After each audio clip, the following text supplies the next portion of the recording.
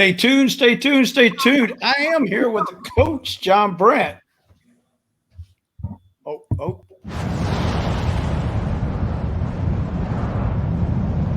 I'm here with the vet, Mr. Ian Griffin.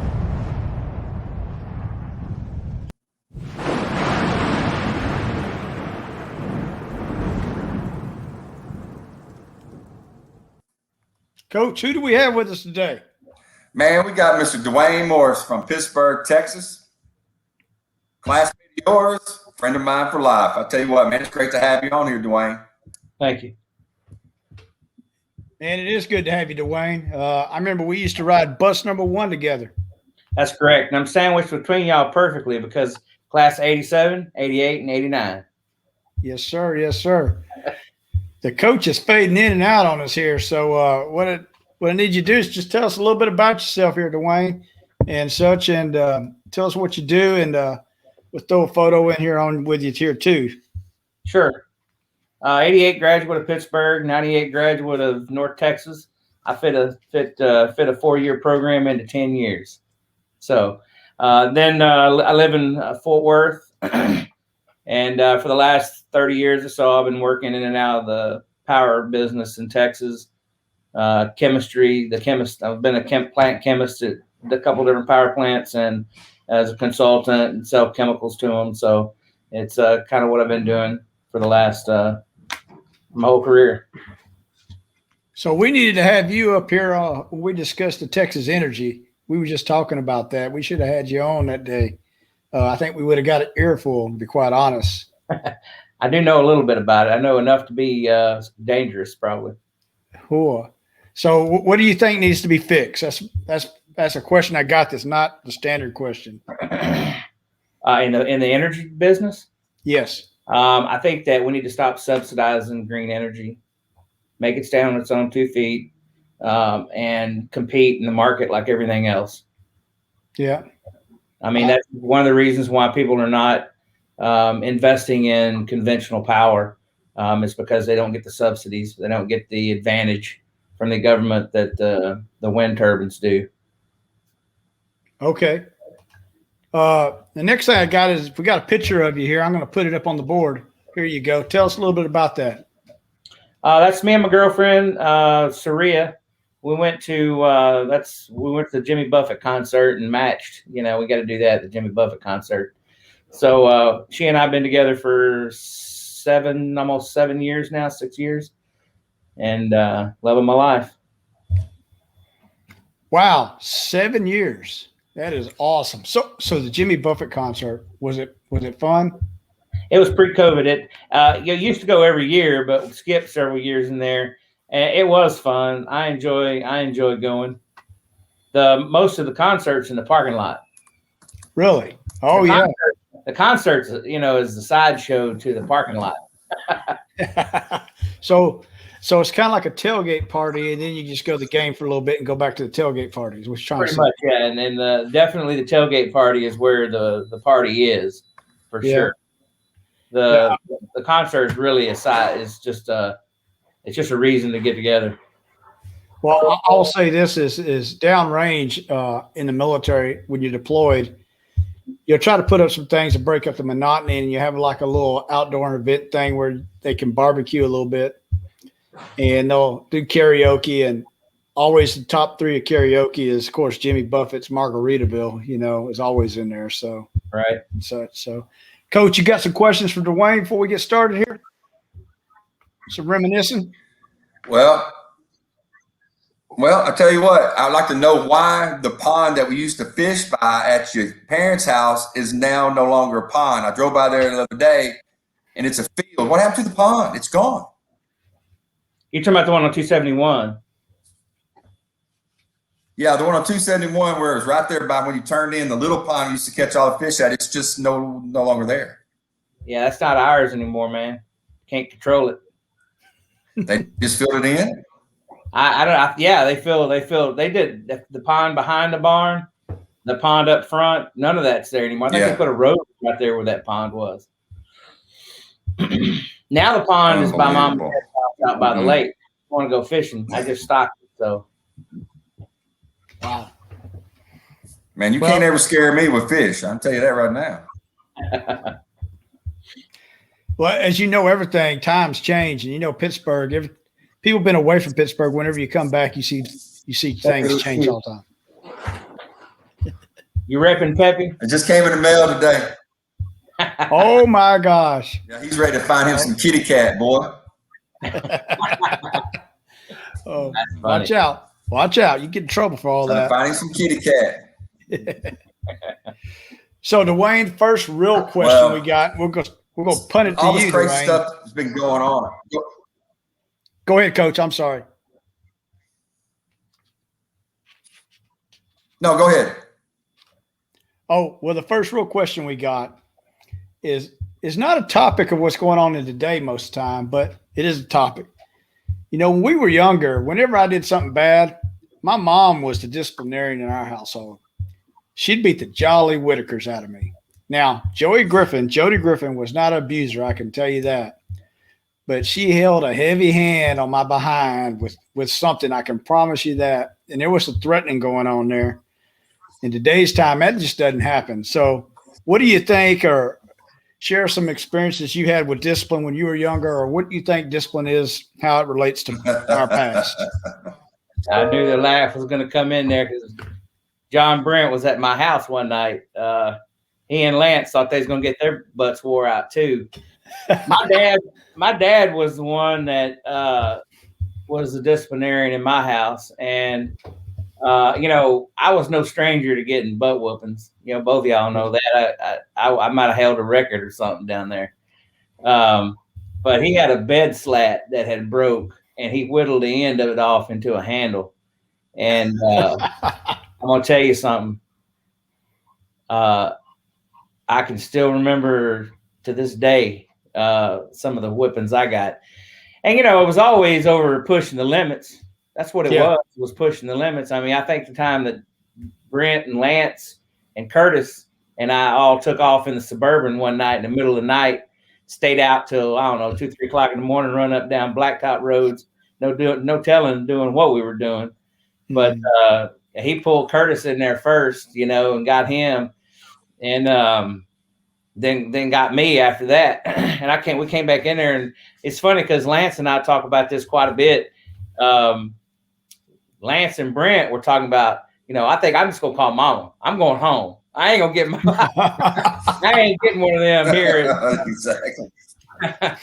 So yeah, I mean, things have changed dramatically because you know, spare the rod, spoil the child kind of a deal. I mean, I don't know how I might have been in prison if had my dad whooping my butt every time I did something stupid. Yeah. So, Coach, what do you think about it? I do remember. Well, I'm gonna tell you right now. I remember the story a little different. I think I was kidnapped by DeWayne and Lance and Curtis. I don't think I was involved really. I was just being kidnapped. So that was gonna be my excuse. Coach Larry, I was kidnapped. Yeah. Anyway, no, it was a different time because I talk to my inmates or my students now. And I talk to them all the time about how I used to grow up on Kesterson, and there were 11 kids at one time on there. You know, the Applegates, the Busbys, the Kyle Marshall, Damon Davis, the Joneses were on there. And we were actually parented by the neighborhood. The neighborhood parents could discipline any kid on that street, and not one parent would get mad at the parent. They would get mad at the child. I think that's the difference today is when you used to get in trouble at school, you got trouble at school, you got in trouble at home. Now, when you get in trouble at school, it seems like the parents go to the school and complain about the school instead of disciplining the parents. There's been a disconnect from the discipline across the board. I have people in my own family now that do not discipline their kids at all. And just 25, 30 years ago, that would have been unheard of. So I think we're not helping the kids by doing that. We're hindering their growth and maturity that way, because when they get out in real life and somebody stops them from doing something, they don't know how to deal with it. Well, Coach, I'll say this is I'll relive two spanking experiences. I call them spankings. So spanking experiences. When I was 5, I lived down in that little trailer park that was right across from what's currently the American Legion.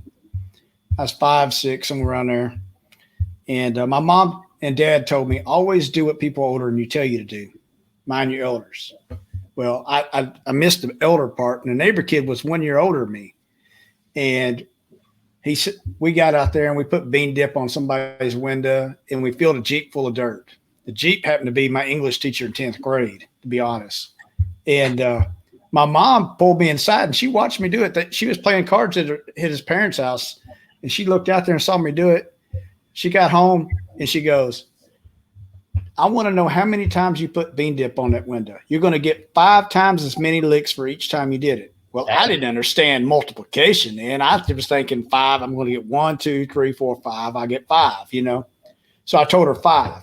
I got 25 freaking licks, and my mom never went light on anything she ever did when it comes to spanking. She put all her 260-pound frame into that for a little 5-year-old. Well, so that was my first math lesson that I learned. Now, when I was a sophomore, about to be a junior, I rode in a car, and it's the only time my dad ever spanked me. And we drove by the baccalaureate service for class of 85, and I stuck my butt out the window, you know, as we honked the horn, and I mooned the whole class of 85. I was proud of that moment. And my friends were telling all about it and everything at the house, and my dad goes, oh, you think that's funny, huh? He said, you're out there showing your ass. He said, I'm going to spank you. So who all saw it? How many people saw it? Well, I went 1. I learned my lesson real quick. One dad saw it, you know, he never spanked. And so I learned math from spankings, I guess, but I also learned a little discipline there, you know. Oh my goodness! But and I'll say as a parent, one thing I'll say, you know, I got 5 kids, and how I raised my earlier ones and how I raised Gunner, that has been 2 totally different ways. I can be honest with that. The earlier ones, I just line the asses up and say, let's go. I'm going to get one of you right, so let's get the spanking over with.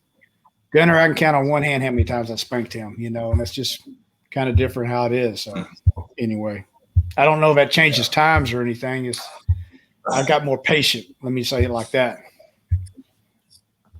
Well, one thing I will say, and I know, go ahead, DeWayne. I was going to say, I got in a little bit of trouble one time spanking Lindsay because she had did something very wrong. And, you know, she was 14 years old. And I said, okay, you're 14 years old. I'm giving you 14 licks. Now, I used a belt. It wasn't, you know, like a stick like my dad used. But she screamed bloody murder. And we were out at the lake. And the neighbors across the way called the police. And I actually I didn't get arrested or anything. But there was some repercussions from it that, you know, it's not as an accepted thing, even if it's your own child.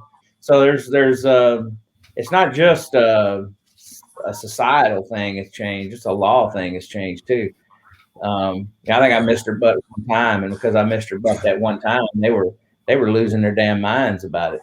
So well, I think if she were to come on here and talk about it, she'd tell you it was well deserved and that you know, it shouldn't have been anything that happened because of it. But you know, yeah, that's been 10 years ago now. DeWayne, I agree with you on that. There's a lot of parents that are gun shy, you know, at the end of the day, and very gun shy, and probably rightfully so.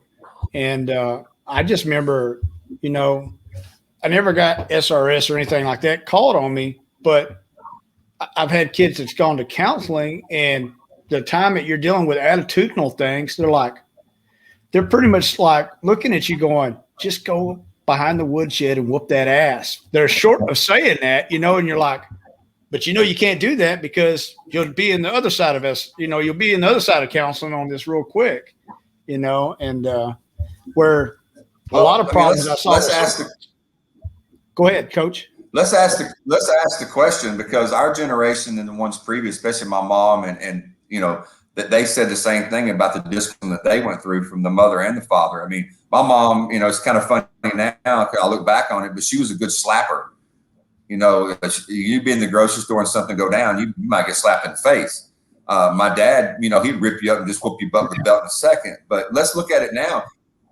Are the kids so much different now that they shouldn't be disciplined the same? Or is it just that society and the laws look at it differently because we progressed to a place that participation ribbon mentality of, just give them a break. They got so many PTSD issues. They got so many whatever. Is it a better place for kids now, or was it a better place for us to get that manly and motherly discipline that we need?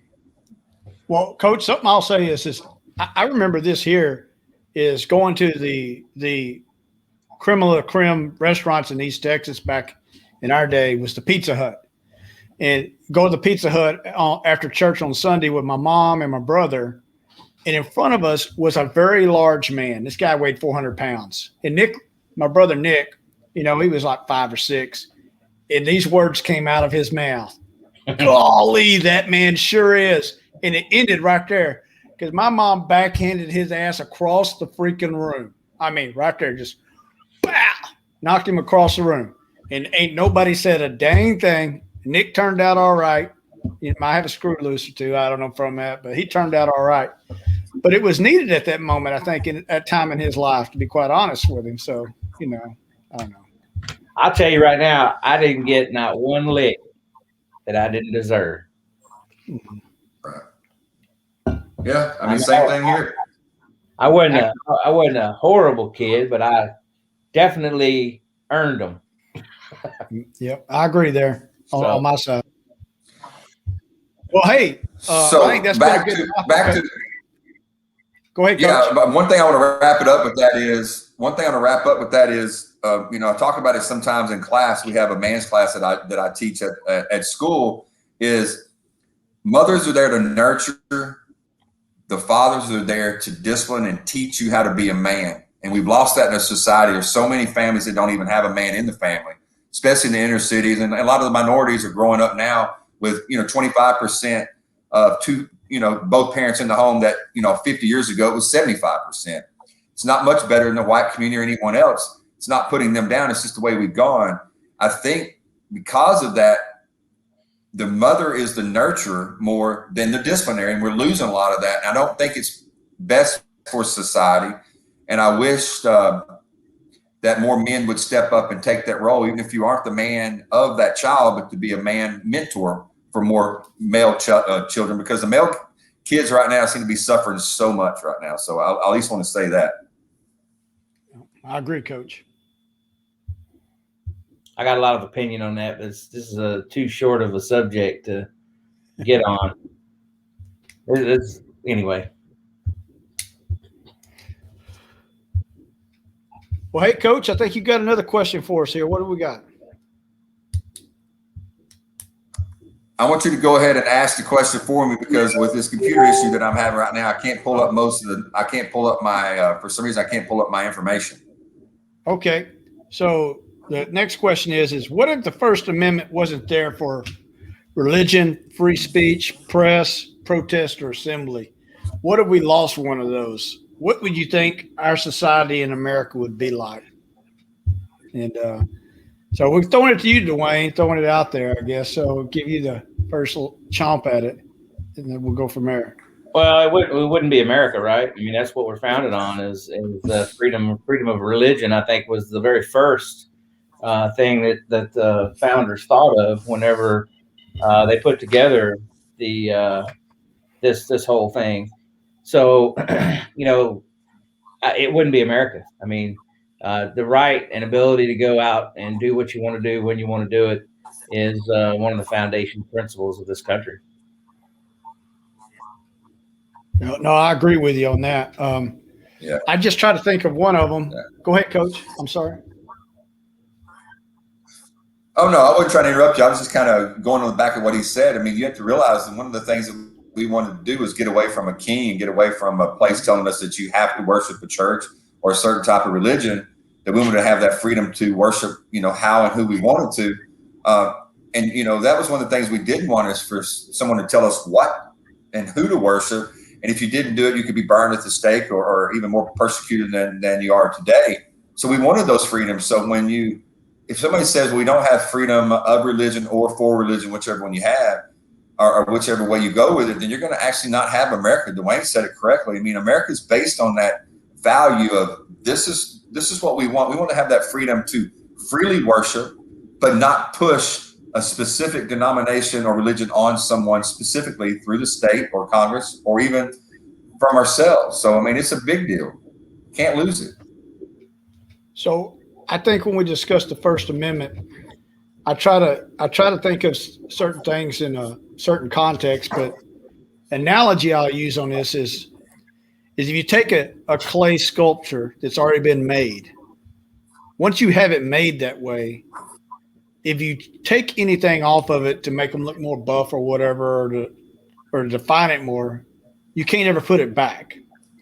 And so when we had the First Amendment, right now we're having challenges is with free speech and press right now are two that are right there. We've also had challenges with religion also, but right now, just take the border issue. Just today, we allowed the press to make their way down there, because in the all effort of so-called transparency, we have to clean up before you come down. We got to get our propaganda straight so you can see it how I want you to see it, not how it is. And then we can tell the story that we want you to tell, not the story that's actually happening. And so I think when you chip away those things, you never get them back because there's no more clay left to put back on there. And we used to say this in the Army, once you go a certain way, when you pass certain regulations or rules, you don't ever go back. You just keep going forward. The problem is there might not be no supply tail, or there might not be anything else left when you're going forward because you went a route that might not be sustainable. So the route that I see that's not sustainable is this lack of freedom of press, in which that infuriates me because that's a First Amendment issue. That's not maybe I made a phone call with some foreign country or not. That's blatant. You done it, And the same thing with speech is we like your speech. We'll let you have a social platform as long as we like your speech. And if you don't, we'll find ways to close it down. So I think we're tiptoeing around what it'll be. And the one thing I'll also say is majority of Americans don't know what it's like to be in a socialist or communist country. And I went to Bosnia, after they done all their splitting and everything else. But I've seen the effects of what happens over there from the red world. Let's just call it that. And that right there is nothing we want to live in. I can tell you there's no desire for improvement. You got 5 people to be a janitor of 1,100 square foot building just so you can have them a job. So there's no desire to ever improve, or any ambition whatsoever. And I don't think that's the society we want. That's just my thoughts on it, though, Coach. What do you got?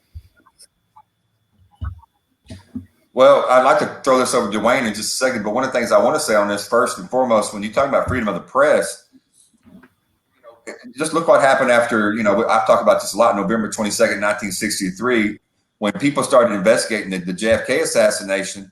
All the government had to do was say, well, we can't show you this or that because of national security. There's always going to be a reason that they can give you why it's best for the country or best for, something that they don't have to tell us.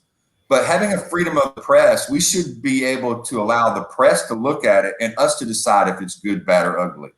There should have been no roadblock for them to go down to that border. There should be an openness of that if we have the kind of country that we want. But they have done that for now, decades of, national security, or, we're trying to protect this, or, privacy that. Sometimes it's just best to be open. DeWayne, what do you think? I think there's a distinct slant in the media toward certain ideology, and until that slant is removed, it's not ever going to be a fair playing ground for any thought other than their approved thought. They'll cut you off. Even on some of the Fox programs that I've seen, they'll cut people off when they get too far in one direction or the other. They always do it on all the shows. On all the programs. it definitely has a slant to it. But this goes all the way back to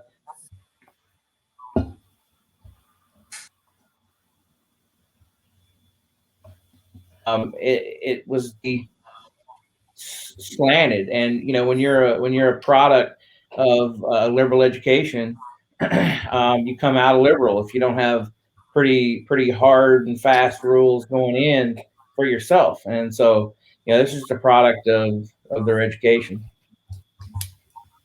Yeah, there's no doubt with that. And that's one of the things that I've studied with reading. I started reading a book a few years ago, and I mentioned on here before, The Coddling of the American Mind by Jonathan Haidt. And that's exactly what he talks about. You send your kids to a liberal university, and they come out with all these soft things and things that they're the progressive mentality and ideology. You shouldn't be surprised, because 70% or more of our professors are now considered to be progressive or socialist or Democrat, whatever you want to call them. And then you're surprised when your child comes back acting differently. Well, that's where you send them. And until there's a leveling of the playing field of conservatives with progressives in college, it's going to be that way. But it's taken that movement over the last 20, 25 years that I hate to say it, 30, 40 years from now, you might not have a conservative university anymore. I wouldn't doubt that. Unless it's private. Yeah. Yeah, I agree with that, Coach. So, hey, this brings us to another question here. We've had just in the last 3 weeks, we've had 2 mass shootings in about 7 days apart, 8 days apart, something like that.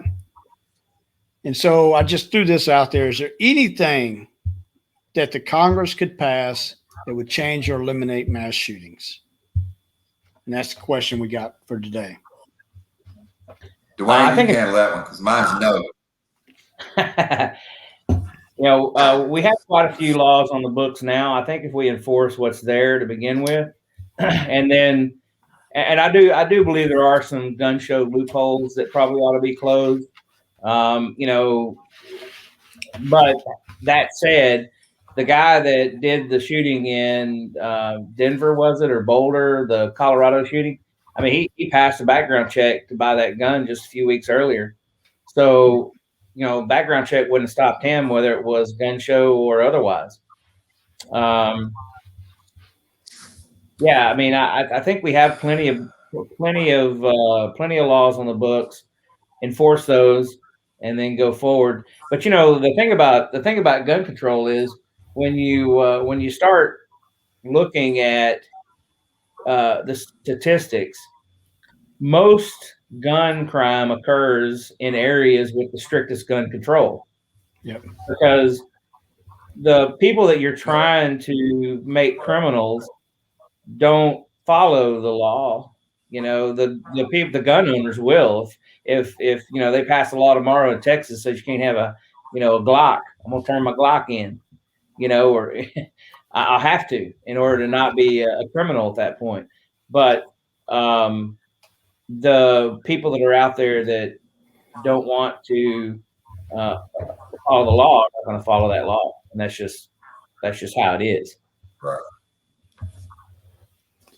Yeah. So that's absolutely true, Vet. I mean, the criminals are not going to follow the law. That's why they're criminals. Law-abiding citizens are the one the laws are going to take the laws in and make it more strict. It's going to affect people that are law-abiding citizens that, like DeWayne said, follow the law.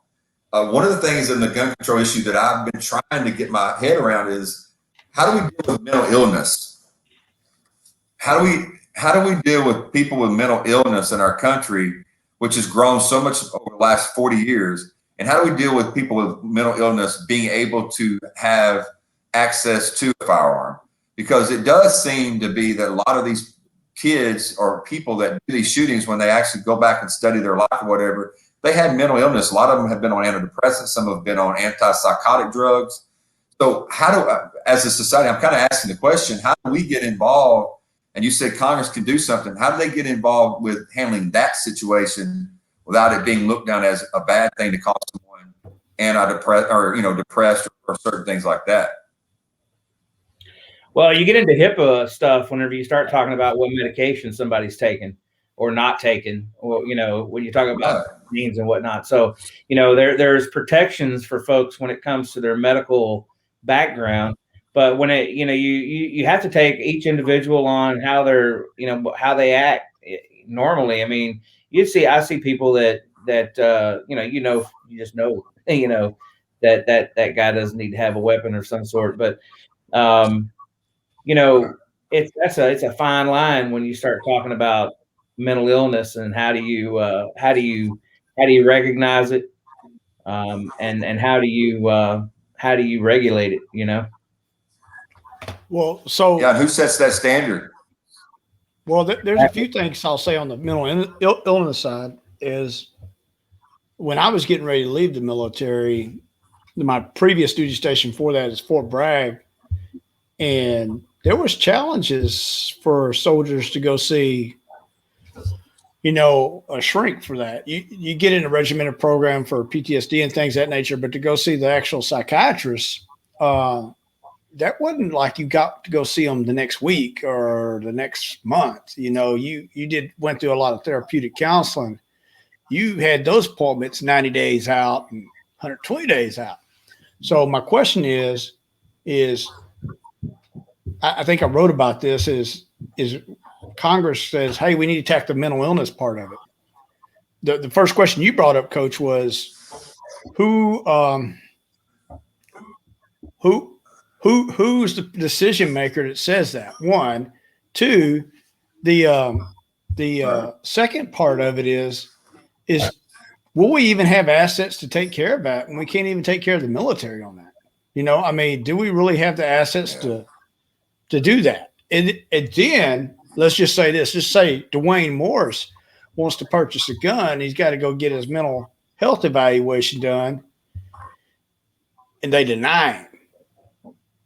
Now there's lawsuits available because he's like, dude, I ain't said an insane thing my whole time.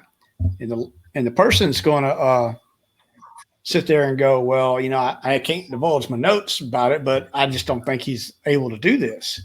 There's a lot of challenges in that. That's just from that angle that I see. One of the things I thought was disturbing in the Bolt, all of them I thought was disturbing, but the Boulder shooter, just a year prior, Colorado lifted the death penalty. And you're like, dang. And the governor came and spoke about it, actually. And he says, this is the problem, is we've been giving the death penalty for guys that shot just one person, but the people that are mass shooters, we don't get the death penalty to because they get a mental illness label placed upon them. And I'm like, okay, I understand that, but wow, just wow. I mean, I don't know. Maybe that law should have stayed in effect. I'm just throwing it out there. But at the end of the day, I don't think there's any bigger deterrent that you can possibly place in our American society on anything other than say, I'm going to put you away for life, or I'm going to give you the death penalty. That's the biggest deterrent we have at our arsenal. Yeah, Ron White said, come to Texas and kill somebody, we'll kill you back. Yes. You go on the express lane, as they say. Well, so if you remember, I was in Iraq when the mass shooter happened on Fort Hood, when the major went and shot all those kids at the reception station. And I was talking to a very senior commander from Fort Hood at the time and asked him how you doing, what he thought about it. And I said, sir, the best thing that can happen is turn the jurisdiction, because the military can keep the jurisdiction. I said, turn that jurisdiction over to the state of Texas and let the state of Texas handle that. And they didn't. That was the whole deal. They didn't. And I'm like, I would have turned it over to the state of Texas and let bygones be bygones and let them deal with it. And they would have done it right. And, but they didn't do it. So anyway, that's crazy. Well, one of the things I think that we have that's gotten a little bit different in our society the last 20 years is because just reading a book, I don't know the name of it, and I'm sitting here trying to think of it, about how DNA has changed the mentality of people thinking about the death penalty, because there's been so many cases over the last 20, 25 years of people that have been on death row, even if it's just a few, but there's been more than a few that come back to be they are on death row, but they didn't do the crime. and DNA has been proving some of that. So I think our society is changing, almost, especially the younger generation, that just do away with the death penalty. I think when you take that deterrent away from the death penalty for many criminals, man, it's almost like, you're giving them an open door to do something stupid like that. You got to have a death penalty, in my opinion. If you don't have a death penalty, then you're not doing the whole thing. You kill somebody, we kill you. That should always be, you kill somebody, you're going to die. Yeah. So, Coach, I perfectly agree with that. I'm reading the comments here too, and I think there does need to be a sane factor in there. But let me just say this on the sane factor. I just don't think somebody's right that's going to go out and go kill a whole bunch of people. I'm just throwing it out there. That's just Ian Griffin. They're not in their right mind. I want to throw that out there. Now, that doesn't justify me letting them walk away, but I do not think that any person that goes and does a Columbine, any person that does a Sandy Hook, any person that does a Boulder shooting or does an Atlanta shooting is in their right mind when they do that. That's just me. That's just how I feel. Do I think that they're clinically insane? I don't know about that either. I do think that they know the difference between right and wrong while they're doing it. And they made the decision to go past making the right decision. They made the decision to make a wrong decision intentionally. But I just don't think that they're – I don't know if the word sane is the right word or their adrenaline's too far up or what. But that's me. And back to the original topic is, hey, if Congress told me today that they have this one bill that would pass that would stop all this, man, I'd be all ears. But something tells me it just ain't out there. And, the deal about confiscating and banning ARs and all this other stuff, well, the Atlanta shooting wasn't no AR. We had plenty of examples that are not. And we actually have more guns in America than we have people in America. That's what's kind of crazy also. So I don't know. It's just it's a hard scenario to go by. But, Coach, on the people that are been on death row that some of them are not, I agree that needs to be analyzed and relooked. I'm surprised, to be honest, that we haven't had a judge come out and say this right here. All death rows stop until we analyze every case. I'm not telling them to do that. But I'm just surprised that hasn't happened because we've seen everything else in God's creation happen. So,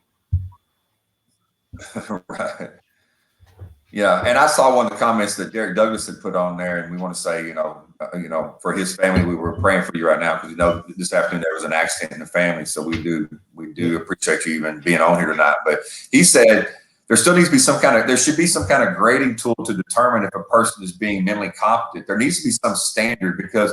One of the things, you can go to different courts in different jurisdictions in different states, or you can get different experts, defense experts against prosecutor experts that are saying different things and believing different things. But if there was some kind of actual system of grading or system of standard that it went by that no one could get around it, I think we'd feel more better about the insanity plea than just, well, this doctor says this, and then there's always going to be another one that says the opposite, and the judge has to determine which one he believes more.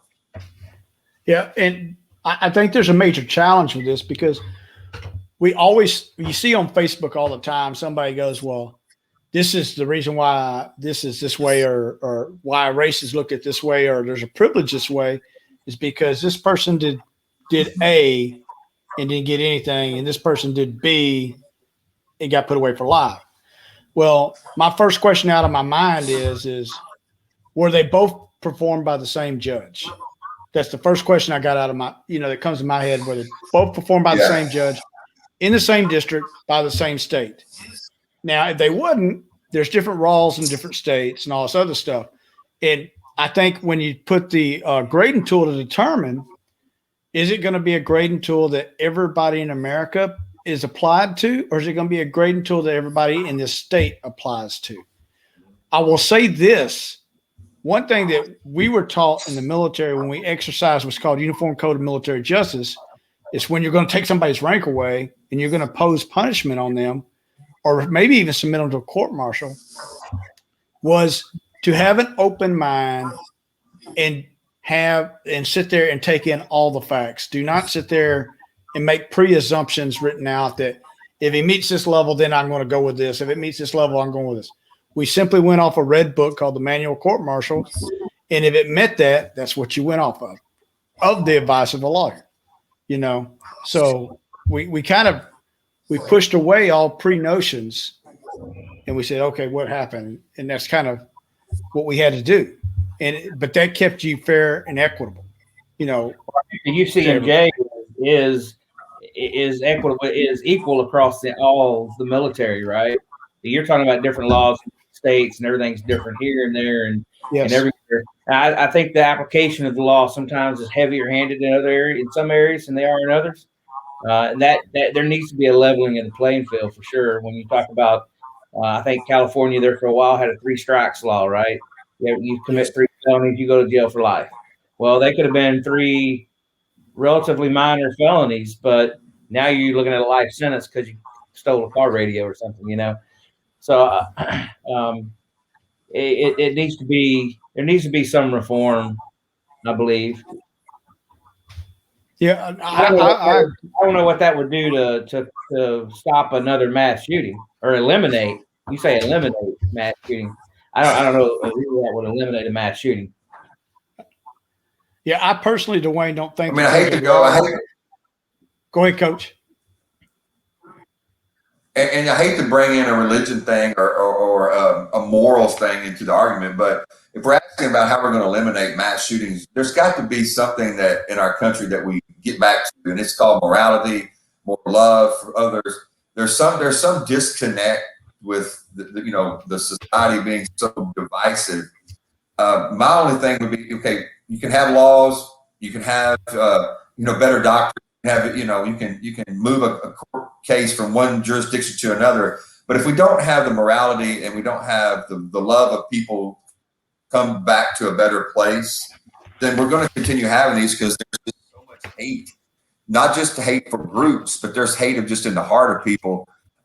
And somehow if we don't get the morality back in the country, and I hate to say it, maybe even back closer to a God type country, we're going to continue having these problems.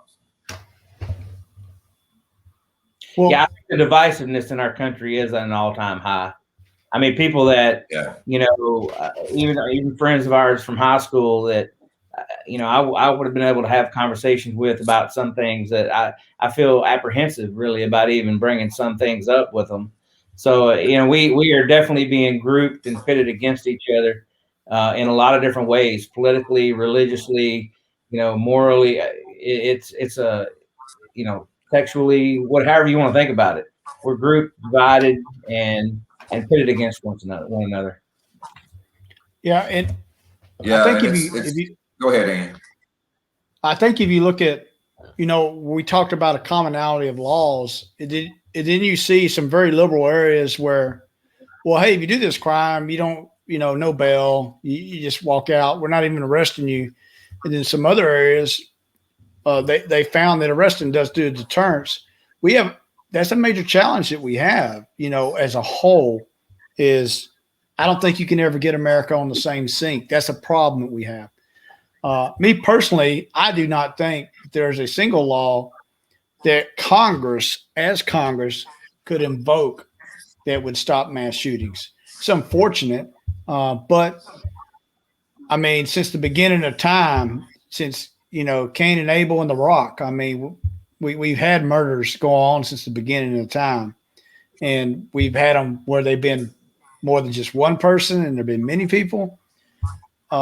We live in a society today, though, is we have a news camera or we have a cell phone on every event, so it's heightened.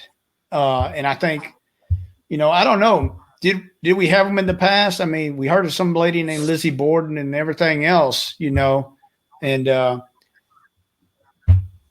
maybe we had them. We just didn't know about them all. I don't know. That's the question I got that I throw out there. All I can say is I thank Jesus every day. I was born in 1969 and went to school in the 80s. The first such thing is a cell phone camera. God bless America. There's no way. Ooh, boy. Live 360. Hey, DeWayne, think about Live 360 for us. Oh, man. No, Oh my God. we didn't need cell phones when I was growing up. I can tell you that right now. No. Oh, Good Lord, have mercy. yeah. Well, I will No, have to we didn't say need this, that Derek Douglas said something in the comments that I want to at least bring up because I thought the same thing recently. Because we don't have a conversation to listen and learn with people that have different opinions or ideologies than we do, which there should be. We're different people. What we do is we're not listening for their answer. We're actually listening to tell them why they're wrong. And the arguments that we have between people that come from the same city, maybe in the same religion, even maybe even graduated, DeWayne, in the same year that you did, but now we can't listen and learn from each other because we're not trying to learn their point of view or our point of view. They're not trying to learn. We're trying to teach them how much more right or how much smarter we are than them instead of actually listening and understanding each other. It's great to have a debate, but at the end of that debate, if you can't shake hands and learn something from the other person, then it's not a debate. It's an argument that you're just trying to win, like a court case. We shouldn't want to win a court case with our friends. We should want to learn from them why they think a certain way, and we want to give our ideology to them so they can take that home and let it stew in them and go, you know what? I don't believe what Bachman said, but I can understand what he said. There's something that we lost. Yeah, I agree with that. Yeah, the ability to listen. We've developed the ability to transmit communications. It's the ability to receive communications has been detrimental in our society. Yeah, and we also can't live someone else's life experiences, and I do see that also in the comment. You're true. If I grew up as a white guy in Pittsburgh in the 1980s, I'm not going to have the same experience as someone that grew up as an African American in Dallas County. And now that we're older and we work in the same places or maybe live in the same neighborhoods, we're going to have different perspectives of life because we came from different places. And sometimes I think it's hard for us to go, man, I don't understand that. Well, maybe you can't understand it from your growing up, but you can understand where they came from, that it does something, it's something that bothers them. And that's true love, I think, is to understand someone. When you have empathetic love for someone just by understanding what they went through. You don't have to agree with it, but you need to understand what they went through. No, I think you're spot on. And this is stemmed, to be honest, this is stemmed from being local challenges that we have, but it also has stemmed into how we run foreign policy at times. You take a great example, and I don't want to hit too hard on politics of it, but you remember when Trump went to Russia and everything else, or went close to Russia and saw Putin. Everybody in America said Trump needs to put Putin in his place. I'm like, you don't go put a foreign leader in their place on a world stage and expect to have any form of relationship with them by doing that. I mean, you have that doesn't work. But it's the same at the lower level, at the individual level. Is we're too busy labeling somebody as caring or shouting over them than to sit there and appreciate what they have to say. Maybe their message is something simple, and maybe it's not what we resort to, where it's a bias or something like that. Maybe, I don't know, whatever the incident may be, it might be something as simple as they're just trying to get to their job or whatever. We just don't listen to them. That's the problem. Well, I know we're getting short on time. I would like to do is give DeWayne some room here to discuss some of this, because there's many times that DeWayne, I won't say anything specific, but there's over the last couple of years, there'll be times that I'll get a text or I'll get something sent from a Facebook message of what he thinks about things. And I like to hear those things. And so, DeWayne, I mean, with society, the way the country's going and where the country is at right now, what are you feeling? What are you thinking? In the short term going up, in the next 5 or 10 years, where do you think we're headed? That's a tough question, because I've had some rather negative thoughts about the way we're headed. But I'm optimistic as a country that we'll pull through whatever our differences may be. I think we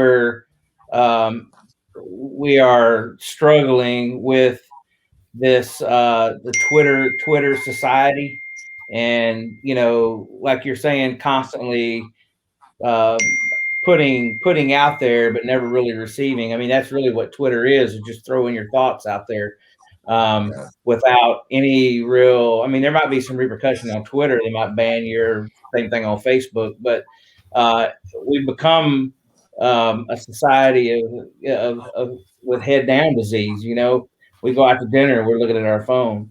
I went out to the botanical gardens last year with my girlfriend, and every person in that place was doing this. I mean, we're in this beautiful place, and everybody is sitting there on their phone.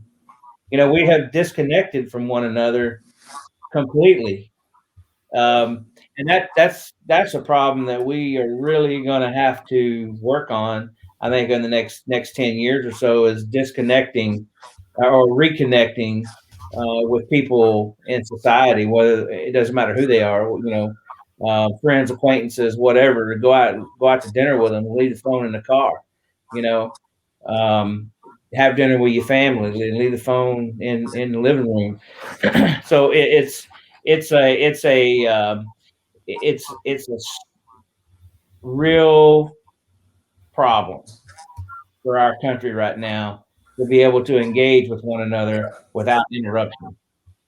And those meaningful conversations that you're going to have with somebody about what my belief is or what your belief is, it's not going to happen on Twitter or on Facebook. It really should happen in person. And I commend you for the amount of energy you have to be able to stick with a conversation with somebody on Facebook, because I get tired three lines in, and I'm like, oh man, this is flip pages of reading here.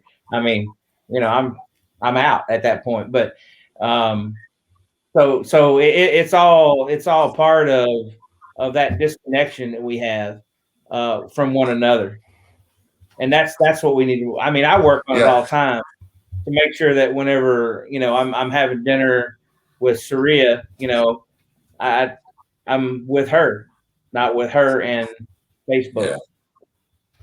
So that's what I agree with that. And go ahead. Yeah, it's tough because now, you know, when we were growing up, if you wanted to go out with somebody, you went up to them and you talked to them and you try to spend some time with them, and you might talk to them on the phone call and you found out about certain things. Now there's so many things that our kids do not get to experience based on the technology that's progressed, you know, the last 30 years. They actually, all their conversation is Snapchat or Facebook or texting, when there's not the interaction. And then when you actually meet the person, it's uncomfortable. Well, we'd already passed the uncomfortable when we decided to go out with someone, because we already had enough conversations face to face or over a telephone, actually talking to them, that when we went out on that first date, we already felt like we knew them. Now, I've seen things and read things where people got on their first date, it's like they don't know what to say because they don't even know the person at all. They know nothing about them.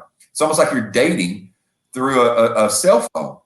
I don't know what happened. I don't know where it went, but when we were growing up, to court somebody meant that you went out and courted them. You got told no 3, 4, 5, 6 times before you learn, okay, to say this. And they're like, all right, I'll give you a shot.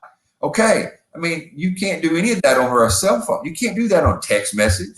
They'll block you. I got told no 6 times. Hey, you learn rejection though, and don't kill you later. Right.